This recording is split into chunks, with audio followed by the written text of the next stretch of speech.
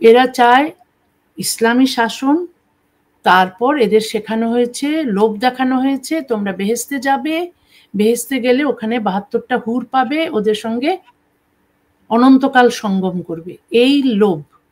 এবং এদের বিদ্যে বুদ্ধি কিচ্ছু নেই। এই মাদ্রাসা থেকে আসা ছেলেগুলোই তো এই জুলাই বিপ্লবের নেপথ্যে ছিল।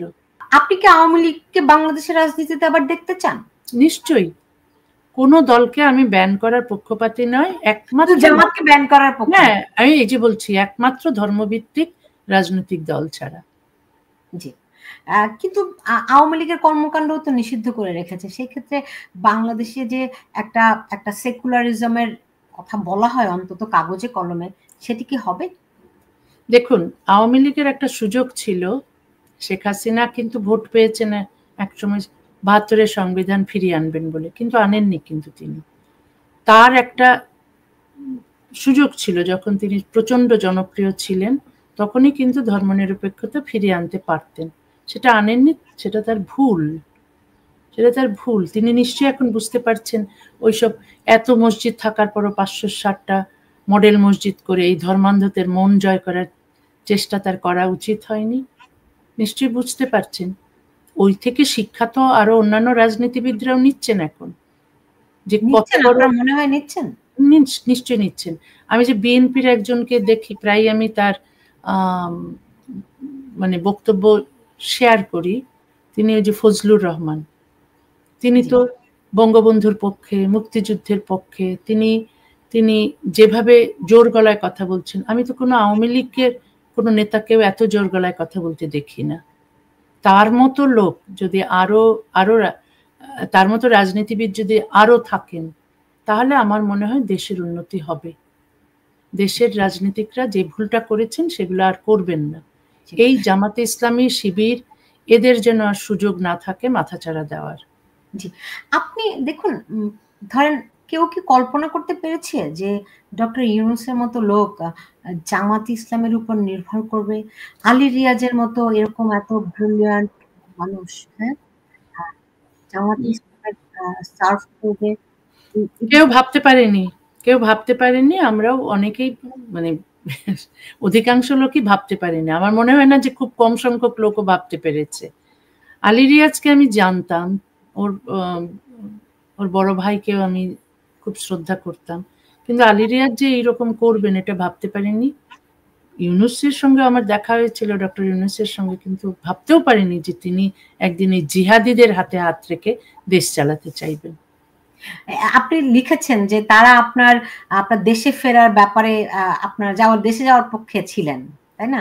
এখন আপনার কাছে কি মনে হয় যে আপনি দেশে যাবেন সেরকম? না, অনেক আগে যখন দেখা হয়েছিল তখন বলেছেন দেশের মেয়ে, দেশে ফিরুন, এইসব খুব বলেছিলেন। কিন্তু এখন তো চাইছেন না, কারণ এখন তার সঙ্গী সাথী সব জিহাদি, তারা তো চাইবে না।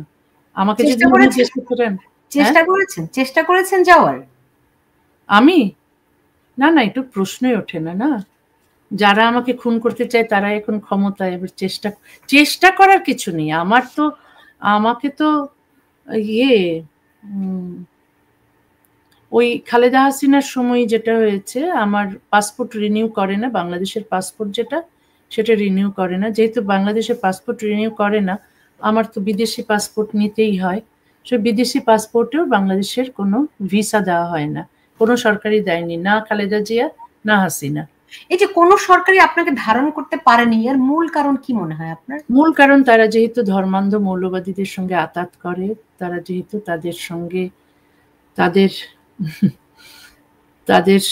সঙ্গে হাতে হাত রেখে চলে, সে কারণে মনে করে আমাকে দেশে ঢুকতে দিলে ওরা অখুশি হবে, অখুশি হলে আবার তাদের উপর অখুশি হবে। মানে যদি খালেদা জিয়াই তো আমার বিরুদ্ধে মামলা করেছেন ওই মানুষের ধর্মীয় অনুভূতিতে আঘাত লাগা। কেন করেছেন? ওই জিহাদিদেরকে খুশি করার জন্য। যারা জিহাদিদের খুশি করতে চায় তারা আমাকে ঢুকতে দেবে দেশে? কারণ আমাকে ঢুকতে দিলে জিহাদিরা অখুশি হবে, খালেদা জিয়ার উপর হবে, অসন্তুষ্ট হবে, সেটা তো চায় না। তারা তো চাই জিহাদি, জামাতি আর এই ধর্মান্ধগুলোকে খুশি করে রাখতে। ঠিক শেখ হাসিনাও তাই করেছেন। শুনুন, আমার ব্যক্তিগত যাওয়া, দেশে যেতে পারলাম না, দেশে যেতে দিল না, সেই জন্য তাদের উপর আমার ক্ষোভ তা নয়। আমার ক্ষোভ হচ্ছে তারা দেশকে একটা মানে জিহাদিস্তান বানিয়েছেন, বাংলাস্তান বানিয়েছেন। এই যে আজকে এত লোক মগজ ধোলাই না হলে কি তারা বলে যে আমরা পাকিস্তানের পক্ষে, আমরা ভারতের বিপক্ষে, আমরা শরিয়া আইন চাই, আমরা খিলাফত চাই? এরা কারা? অল্প বয়সী ছেলেরা। তাদের মগজ ধোলাই কে করলো? তাদের মাদ্রাসায় এই শিক্ষা পেয়েছে? তারা কোথায় সেকুলার স্কুলে পড়াশোনা করবে, বিজ্ঞান স্কুলে পড়াশোনা করবে? হ্যাঁ, যুক্তি বুদ্ধি জাগ্রত হবে, বিবেক জাগ্রত হবে? কিচ্ছু নেই, কিচ্ছু নেই এদের। এরা চায় ইসলামী শাসন। তারপর এদের শেখানো হয়েছে, লোভ দেখানো হয়েছে, তোমরা বেহেস্তে যাবে, বেহেস্তে গেলে ওখানে 72টা হুর পাবে, ওদের সঙ্গে অনন্তকাল সঙ্গম করবে। এই লোভ। এবং এদের বিদ্যে বুদ্ধি কিচ্ছু নেই। এই মাদ্রাসা থেকে আসা ছেলেগুলোই তো এই জুলাই বিপ্লবের নেপথ্যে ছিল। এরা কি শিখেছে? তখন আমার কথা হচ্ছে এদেরকে যে এইভাবে ডিরেইল করা হলো, এইভাবে যে হলো, এইভাবে যে একটা ধর্মান্ধ অপশক্তি বাড়ছে দেশে, এইভাবে ভয়ঙ্কর ভাবে বাড়ছে, তার খোঁজ সরকার নিলেন না? এই যে কওমি মাদ্রাসাগুলোয় কি পড়ানো হচ্ছে, কি শেখানো হচ্ছে, ওয়াজে কি বলা হচ্ছে, তারপর কিভাবে যুব সমাজকে নষ্ট করা হচ্ছে, তার খবর যদি সরকার না নেন তাহলে সরকারের ব্যর্থতা, তাই না? সেটারই তো ফলাফল আসলে দেখতে পাচ্ছে তারা। এখন ধরেন আপনি বাংলাদেশের যে দুজন মানুষ আমি বলি যে আন্তর্জাতিক অঙ্গনে সবাই এক নামে চেনে, আপনি একজন, ডক্টর ইউনূস একজন, আরো অনেকে আছেন, কিন্তু আপনারা দুজন আমার মনে হয় সবচেয়ে একদম মানুষের মুখে মুখে আছেন পুরো সারা পৃথিবীতেই। তো ডক্টর ইউনূস যে এরকম জঙ্গিদেরকে প্রমোট করছে, ইসলামিস্ট জিহাদিদের প্রমোট করছে, এই ব্যাপারে আন্তর্জাতিক অঙ্গনে ওই যে তিনি যে শান্তিতে নোবেল প্রাইজ পেয়েছেন, এই জন্য কিন্তু একটা তার ভালো ইমেজ, এই ব্যাপারটা নিয়ে কি আপনার আন্তর্জাতিক অঙ্গনে কথা হয়? না, আমি এত আন্তর্জাতিক অঙ্গনে আমি তো তার মতো অত বিখ্যাত নই, বা তার মতো অত পরিচয় মানুষের সঙ্গে আমার নেইও, বিশেষ করে বড় বড় মানুষের সঙ্গে। আগে ছিল একটা সময় আমার ইউরোপে তো আমাকে বেশ সম্মান দেওয়া হয়েছে ছিল, কিন্তু ওগুলো নিয়ে ইউনূসের ব্যাপারে কথা বলার আমার মনে হয় না যে এটা সেই রকম এখনো সিচুয়েশন হয়নি। তবে আমার লেখালেখির মাধ্যমে আমি ইউনূস সম্পর্কে যা জানাবার জানাচ্ছি, এবং ইউনূস সম্পর্কে যা যাচ্ছে অন্যান্য বিদেশের মিডিয়ায়, তাতে তো অনেকেই জানছে যে ইউনূস কি করছেন ওখানে। এই যে আমি আজকে একটা পোস্ট দিয়েছি ফেসবুকে, যে একটা টাকার ওপর করেছেন, একটা মন্দিরের ছবি দিয়েছেন। এদিকে 5ই অগাস্টের পর থেকে যে এত হিন্দুদের বাড়িতে হামলা হলো, হিন্দুদের বাড়ি ঘর আগুনে পুড়িয়ে দেওয়া হলো, কারো বিরুদ্ধে তিনি কোনো অ্যাকশন নেননি। কিন্তু এদিকে হিন্দুদের গুরু চিন্ময় দাসকে অকারণে জেলে ভরে রেখেছেন, তাকে জামিন দিচ্ছেন না, ছাড়ছেন না, কারণ হিন্দুদের অধিকারের জন্য উনি আন্দোলন করবেন, সেগুলো একেবারেই বন্ধ করতে চাইছেন।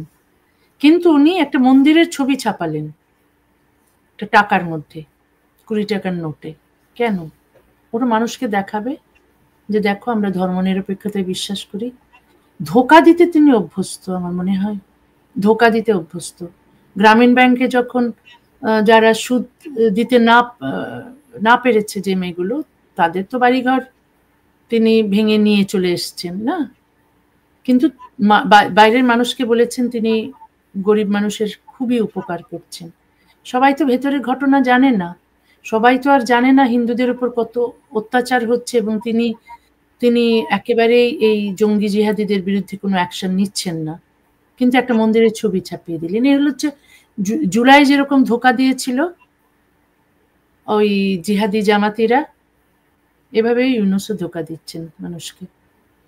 আপনাকে আর দুটো প্রশ্ন আছে আমার, তারপরে আপনার কবিতা একটা শুনবো। কিন্তু আমি যে দুটি প্রশ্নের মধ্যে ধরেন গত কিছুদিন ধরেই সেনাবাহিনীর ভূমিকা নিয়ে খুব কথাবার্তা হচ্ছে, এমনকি বিদেশি শক্তির কাছে বাংলাদেশ বিক্রি হয়ে যাচ্ছে এমন কথা হচ্ছে, বাংলাদেশ একটা যুদ্ধক্ষেত্র হতে পারে এমন আশঙ্কা আছে। সেক্ষেত্রে সেনাবাহিনীর ভূমিকাটি কেমন করে দেখেন? আরেকটি প্রশ্ন খুব জানতে ইচ্ছা করছে, যেহেতু এখন একটা পট পরিবর্তনের সময়, বিএনপি খুব ক্ষমতায় যাওয়ার স্বপ্ন দেখছে, তো সেক্ষেত্রে তাদের প্রধান তারেক রহমান, তাকে বাংলাদেশের ভবিষ্যৎ কাণ্ডার হিসেবে কেমন দেখেন? দেখুন, গণতন্ত্রের মাধ্যমে, নির্বাচনের মাধ্যমে, ভোটের মাধ্যমে যে যেতে আমি তাকেই সাপোর্ট করবো। আবারও বলছি, জামাতে ইসলামী ছাড়া যেই আসুক। কারণ এ এলে ভালো, ও এলে খারাপ, এটা বলতে পারি না আমি। এখন আমার সবচেয়ে বড়, সে তারিক আসুক বা হাসিনা আবার আসুক বা যেই আসুক, এই জামাতিদের হাত থেকে, জিহাদিদের হাত থেকে এখন আপাতত এটা ইমার্জেন্সি সিচুয়েশন। এই সময় যেই আসুক তাকেই আমাদের গ্রহণ করতে হবে।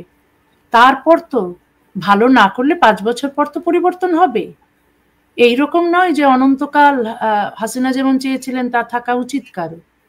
তো যেই আসুক আমি তাকে স্বাগত জানাবো, কারণ এদের হাত থেকে মুক্তিযুদ্ধের পক্ষের যে কোনো রাজনীতিবিদই আসুক, যে কোনো রাজনৈতিক দলই সরকার গঠন করুক, এটা এটা এটা সবাইকে আমার মনে হয় মেনে নিতে হবে, মেনে নেওয়া উচিত। তারপর তারেক রহমানকে তো আমরা দেশের কাণ্ডার হিসেবে দেখিনি, তার সম্পর্কে যদি একটু মূল্যায়ন করতেন।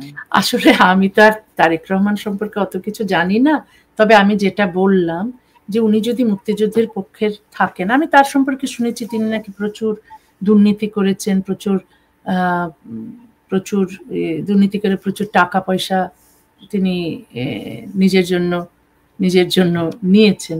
তো ওগুলো তো ভালো কাজ নয়, দুর্নীতি এত লোকে করছে। তো প্রত্যেকটা রাজনীতি দলেই দেখি দুর্নীতি করার লোকের অভাব নেই। তবে দেখুন, আমি তো মনে করি ফজলুর রহমানের আসা উচিত। আমি তারেক রহমানের সবকিছু জানি না, উনি কি কথা বলেন তা আমি শুনিনি বেশি। তবে আমার এই অনুষ্ঠানে তিনি প্রায় আসেন। হ্যাঁ, দেখুন, আমি এসব পারিবারিক বিশ্বাসী। শেখ মুজিবুর রহমান আমাদের জাতির পিতা ছিলেন, নেতা ছিলেন, তাই বলে যে তার সন্তানদের আসতে হবে এমন কোনো আমি মনে করি না যে এটাই হতে হবে। না, যদি ভালো মুক্তিযুদ্ধের পক্ষের খুব ভালো রাজনীতিবিদ থাকেন তবে তিনি নয় কেন? জিয়াউর রহমান ছিলেন, প্রেসিডেন্ট ছিলেন বলে তার স্ত্রীকে হতে হবে, স্ত্রী ছিলেন বলে তার সন্তানকে হতে হবে, এটা আমি বিশ্বাস করি না। বিএনপির মধ্যে যদি ভালো কোনো নেতা থাকে তিনি হবেন, তারেক রহমানকে কেন হতে হবে? আওয়ামী লীগের মধ্যে যদি ভালো কোনো নেতা বা নেত্রী থাকেন তিনি হবেন, ওগুলো ফ্যামিলির লোককে হতে হবে কেন? এই ফ্যামিলির লোক থেকে সরতে হবে। এটা কিন্তু একেবারেই ভালো গণতান্ত্রিক নয়, মানে উদাহরণ নয়। হ্যাঁ, এমনিতে ধরেন আমরা বলি কি, আমরা আপনার নির্বাচিত কলাম পড়ে আমাদের চোখ ফুটেছে, হ্যাঁ, মন খুলেছে। তো সবসময় আপনার বই প্রকাশিত হওয়ার সময়ে ঝামেলা হয় বাংলাদেশে। তো এই সরকার বাংলাদেশে তো এখন হয়ই না আমার বই, ভয়ে কেউ প্রকাশই করতে পারে না। যা বই বের হয় এখন আমার বাংলা বইগুলো পশ্চিমবঙ্গ থেকে বেরোয়। আর ওখানকার প্রকাশকরা বের করেন। বাংলাদেশে তো একজন একটা ছোট পাবলিশার, সেই কি সব্যসাচী বের করেছিল, তাই বলে তো গত বই মেলায় তো ওর উপর আক্রমণ হলো। ও এখন জীবন বাঁচাতে দেশের বাইরে চলে গেছে, কারণ তার উপর হুমকি এসেছে, কেন আমার বই ছাপালো, কেন আমার বই বিক্রি করছে। তার স্টলেও তো হামলা হয়েছিল। তার স্টলে হামলা হয়েছে, স্টল বন্ধ হয়ে গেছে, প্রকাশনী বন্ধ হয়ে গেছে, তাকে দেশ ছাড়তে হয়েছে। এমন যদি হয়, এইসব দেখার পর কে আমার বই ছাপাবে? আমার বই ছাপানো সেই বহুকাল থেকেই বন্ধ, সেই যখন আমাকে দেশ থেকে বের করে দেওয়া হয়েছে তারপর থেকেই বন্ধ।